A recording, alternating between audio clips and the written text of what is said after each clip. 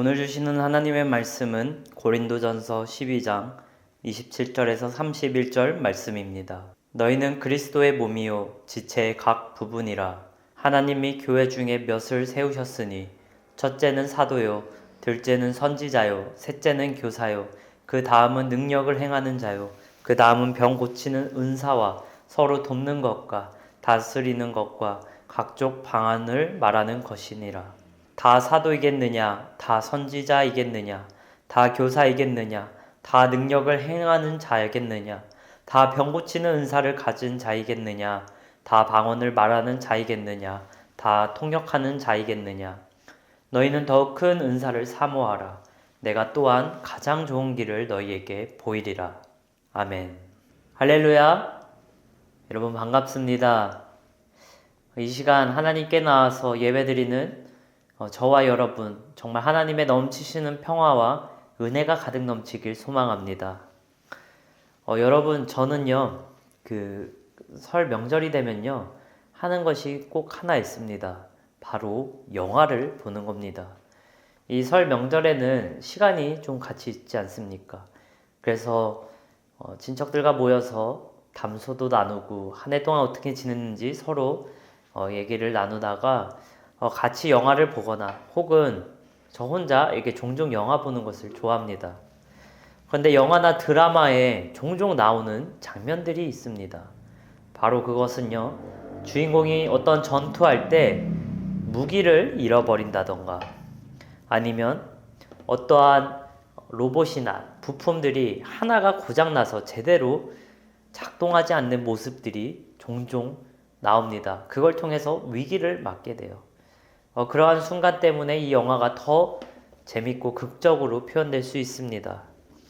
그런데 여러분 여기서 우리가 알 수 있는 것은 무엇이냐면 이 강력한 무기도요 사실 조그만한 나사나 아니면 스프링 하나만 없더라도 무용지물이 될 수도 있습니다.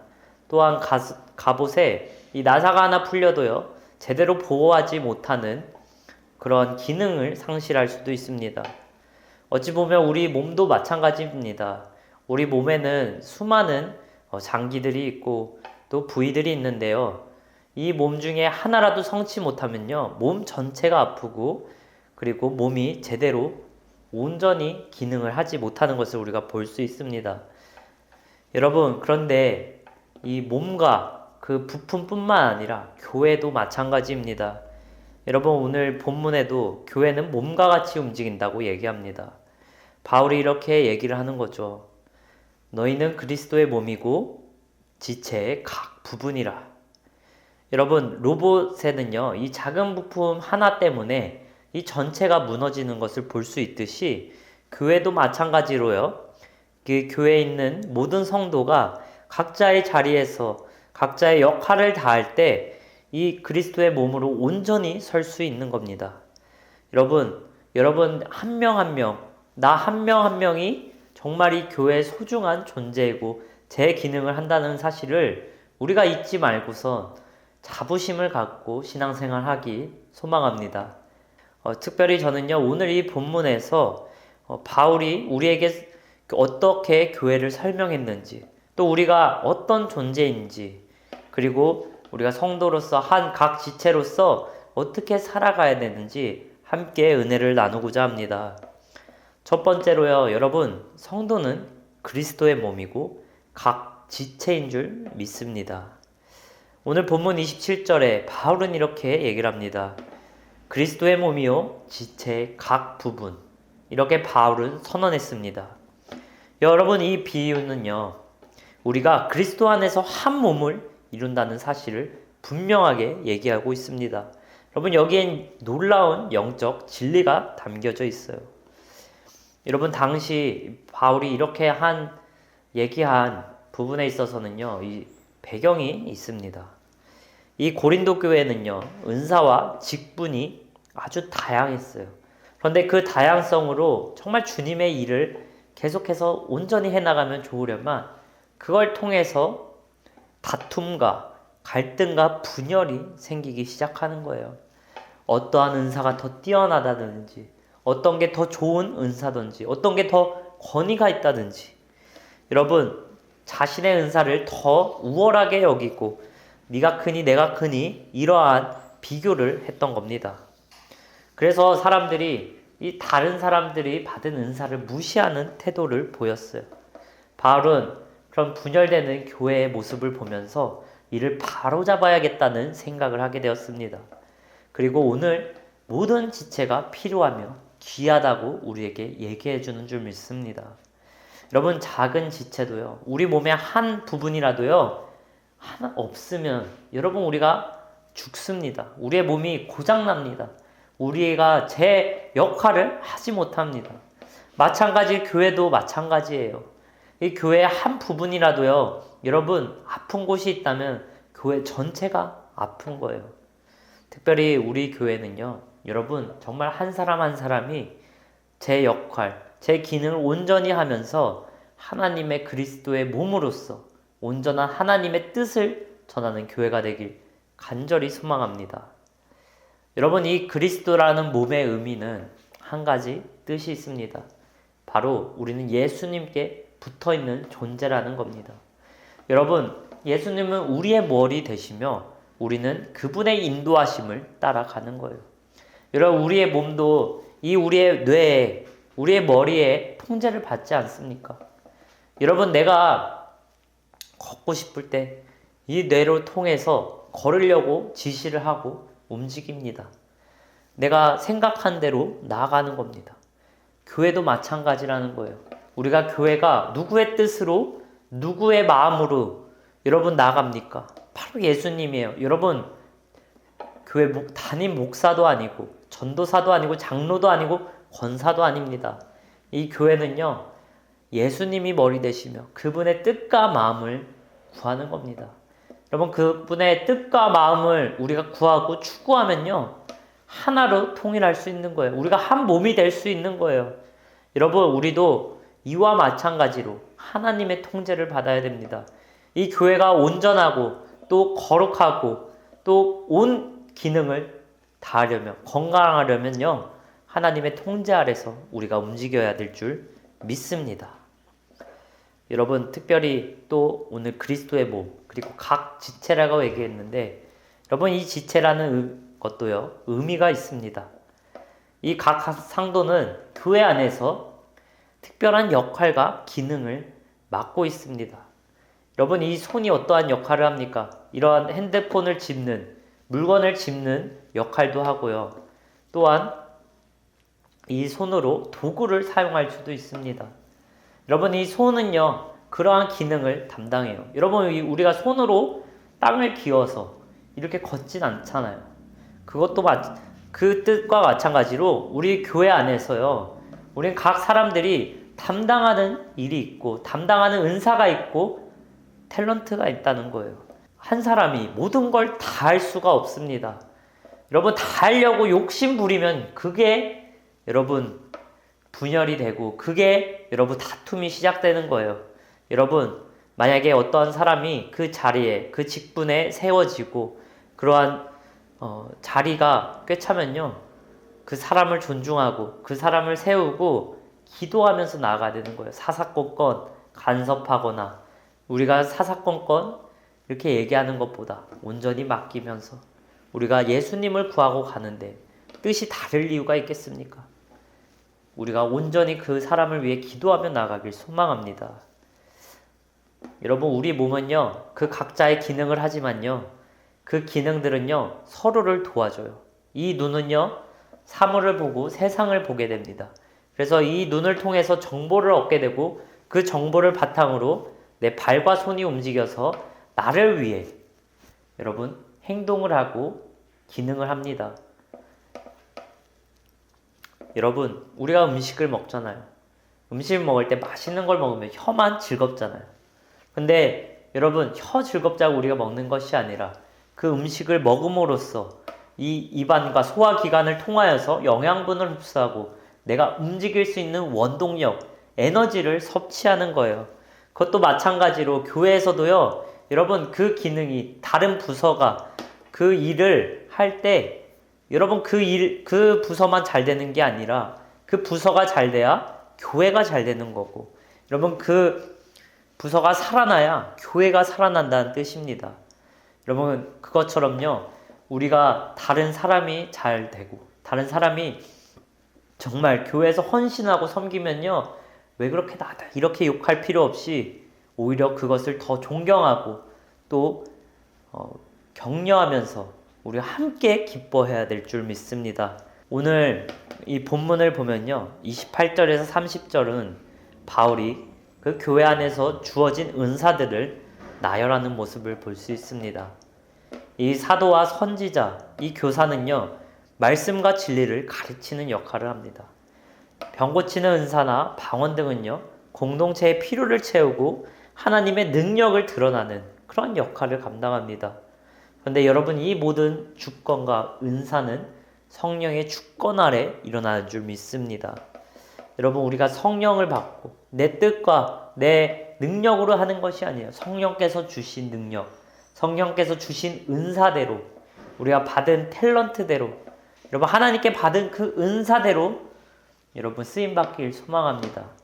여러분, 그 은사들은요, 역할이 다 다르지만 어느 하나 더 좋고 어느 하나 더 귀하고 그런 것이 아니라 모든 것이 다 필요로 하고, 여러분 하나님께서 그러한 은사를 여러분께 주신 것은요, 그 은사대로 하나님의 일을 하라고 주신 겁니다. 특별히 나에게 주신 이 하나님의 은사를 품고요, 우리가 그 은사를 여러분 사용하면서 하나님께서 나를 통해 계획하신 그러한 일들을 우리가 이뤄나가길 소망합니다. 그럴 때 하나님께서 기뻐하시고 하나님께서 영광 받아주실 줄 믿습니다. 근데 우리가 한 가지 여러분 사모해야 될 게 있어요. 오늘 마지막 절에 나오죠. 너희는 더욱 큰 은사를 사모하라. 여러분, 우린 더욱 큰 은사를 사모해야 되는데 그 은사는 무엇일까요? 그것은 바로 사랑입니다. 여러분, 바울은요, 사랑을 강조합니다. 특별히 이 사랑은요, 모든 은사보다 더 위대한 것을 우리가 성경을 통해서 알 수 있습니다. 고린도전서 13장 1절에서 3절은요, 바울은 이렇게 얘기를 해요. 내가 사람의 방언과 천사의 말을 할지라도 사랑이 없으면 소리나는 구리와 울리는 꽹과리가 되고, 내가 예언하는 능력이 있어 모든 비밀과 모든 지식을 알고 또 산을 옮길 만한 모든 믿음이 있을지라도 사람이 없으면 내가 아무것도 아니요 내가 내게 있는 모든 것으로 구제하고 또 내 몸을 불사르게 내어줄지라도 사랑이 없으면 내게 아무 유익이 없느니라. 아멘. 여러분, 사랑은요, 모든 능력, 모든 은사의 동력이면서 그 은사를 사용하는 태도와 목적이 되어야 합니다. 제가 예전에 여러분 그 청소년 대학생 시절 때 청소년부의 교사를 한 적이 있습니다. 그래서 매주 열심히 이 청소년 예배를 드리면서 함께 아이들을 돌보는 역할을 했어요. 그러던 어느 날 그 주일날 어느 한 학생이 늦는 거예요. 제 반의 학생이었습니다.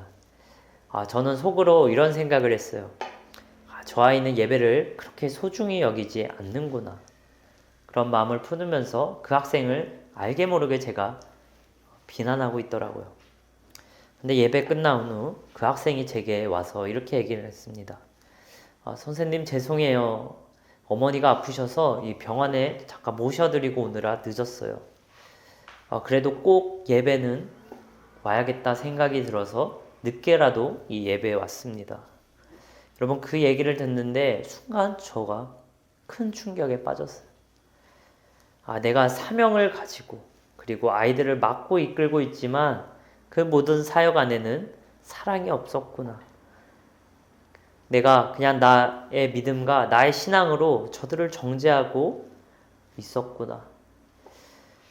여러분, 저는 그 학생이 늦게 왔을 때 그 학생이 어떠한 상황에 있었는지, 그 환경이 어땠는지 이해하려고 또 사랑으로 돌보려는 마음이 없었던 거예요. 그저 제 자신의 여러분 그 믿음을, 신앙을 우선시하고 그것이 기준이 되어서 정죄하는 마음으로 봤던 겁니다. 그 저는 성령님께 이렇게 다짐했어요. 하나님, 제가 맡은 모든 사역 안에서 정말 제가 받은 그 모든 은사가 사랑 안에서 이루어지게 하여 주시옵소서. 여러분, 이것이 정말 중요합니다. 여러분, 내가 받은 은사, 내가 받은 능력, 여러분, 사랑이 없으면 아무 쓸모가 없는 거예요. 여러분, 내가 하는 행동, 내가 하는 손길, 내가 정말 주님께 올려드리는 기도와 여러분 그 마음에 사랑이 없다면 우리의 신앙과 그 모든 행동은요 다 아무 유익이 없어요. 그냥 우리는 바리새인과 같은, 다를 바가 없습니다. 여러분, 사랑을 품으셔야 돼요. 하나님에 대한 사랑을 품으셔야 되고요, 이웃을 향한 사랑을 품으셔야 돼요. 여러분, 특별히 교회에서 헌신하고 교회에서 섬길 때요 사랑으로 하시길 바랍니다. 내가 무엇을 맡든, 내가 무슨 직분을 맡든, 내가 무슨 사역을 하든 내게 맡겨진 그 영역 안에서 내가 담당하는 그 사람들을 사랑하는 마음을 품고요, 그 사람을 위해서 기도하고 눈물을 흘려야 될 줄 믿습니다. 여러분, 정말 저는요 살아오면서 제가 좋아하는 말이 있고요, 저는 이것을 꼭 믿고 살아갑니다. 그 말은 무엇이냐면 진심은 언제든 통한다. 여러분, 우리도 살아가다 보면 그렇지 않습니까? 우리가 누구에게 마음을 엽니까? 잘난 사람, 능력 있는 사람, 잘 나가는 사람, 그런 사람들에게 마음을 여는 것이 아니라 내게 진심인 사람, 정말 나에게 진심인 사람, 그 사람에게 마음을 열게 되는 거예요. 나를 정말 사랑으로 대할 수 있는 사람들에게 사랑을 주는 겁니다. 여러분, 그것이 예수님의 마음인 줄 믿습니다. 예수님은요 우리를 향해 언제나 진심이세요. 진심으로 사랑하세요. 여러분, 그래서 우리를 위해 죽기까지 하지 않았습니까? 여러분, 우리가 그 사랑을 받은 자예요. 그런 하나님의 사랑을 받은 자입니다. 여러분, 그 사랑을 받고 우리가 주님의 사랑 같은 그 마음으로 우리가 품고 나아가야 된다는 거예요. 여러분, 정말 내가 받은 사랑, 노력으로 그냥 하는 것이 아니라 정말 넘치는 끝도 없는 하나님의 사랑을 내 안에 차고도 넘쳐서 그 사랑이 내게 너무 좋게서 그것이 차고서 넘쳐 주변 사람들에게도 흘러가는, 여러분 정말 그 사랑의 통로가 되고 축복의 통로가 되길 소망합니다. 특별히 여러분들이 맡겨진 사역을 할 때요, 여러분 그 모든 사역에 사랑으로 진심으로 하기를 소망합니다. 그럴 때 여러분 사람들이 알아주고요, 그 무엇보다도 그 마음을 하나님께서 알아주실 줄 믿습니다. 하나님이 그 마음을 보시고 여러분들의 삶을 축복하시고 여러분들의 삶을 인도하시고 하나님의 영광과 그 천국의 삶까지 하나님께서 인도하시는 줄 믿습니다. 여러분, 우리가 사랑을 품고 나아갈 때 우리 마지막 31절 말씀처럼 가장 좋은 길을 우리에게 하나님께서 보여주실 줄 믿습니다. 사랑하는 성도 여러분, 우리는 그리스도의 몸이고 또 각 지체인 줄 믿습니다. 여러분, 우리는 각자 맡겨진 하나님의 계획이 있고 은사들이 있습니다. 여러분, 그 은사를 통하여서 우리가 하나님의 정말 뜻을 이루며 복음을 전하며 나아가야 되는 줄 믿습니다. 근데 그 안에서 특별히 사랑으로 그 은사를 사용하면서 하나님의 영광을 드러내는 삶을 살기 소망합니다. 여러분, 오늘 우리가 이 말씀을 붙잡고 우리의 은사를 사랑으로 사용하면서 성령과 동행하는 삶을 살기를 간절히 소망합니다. 우리의 작은 역할, 우리의 작은 마음이 여러분 하나님의 위대한 계획 속 아래서 하나님이 크게 쓰시고 놀라운 열매를 맺게 되실 줄 믿습니다. 여러분, 우리가 정말 하나님께 영광 올려드리는 그런 삶으로 나아가길 소망합니다. 함께 기도하시겠습니다.